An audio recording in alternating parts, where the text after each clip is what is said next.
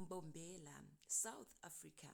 The High Court has handed down a 23-year prison sentence to 27-year-old Clara Masinga, a Mozambican national, for the shocking murder of 11-year-old stepdaughter Jennifer Gumbi. Masinga pleaded guilty to premeditated murder and was convicted after entering into a plea agreement with the state.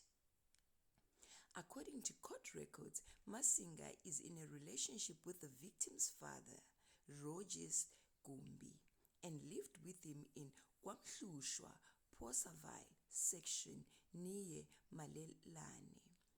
On 21 March 2015, Masinga reportedly sent one of Jennifer's friends to fetch her, claiming that someone wanted to buy her clothes.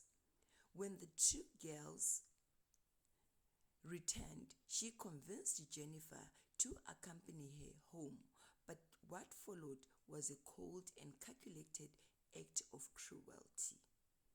We are definitely living with devils dressed in sheepskins. Can you imagine? This little girl believed this is her mother, but what she did to him was unbelievable.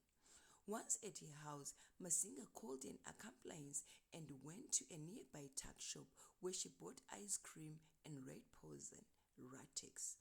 The pair then crushed the poison, mixed it into ice cream, and gave it to the unsuspecting child.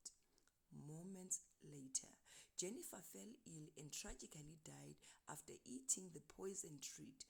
Her body was later discovered dumped in a shallow ditch near the Mlumati River. A thorough police investigation eventually led to Masinga's arrest. In a plea statement, Masinga admitted to the killing, revealing a chilling remorse she wanted to spite the child's biological mother. During sentencing, State Advocate Senzo Zindela emphasized the horrific nature of the crime, saying the accused has not only poisoned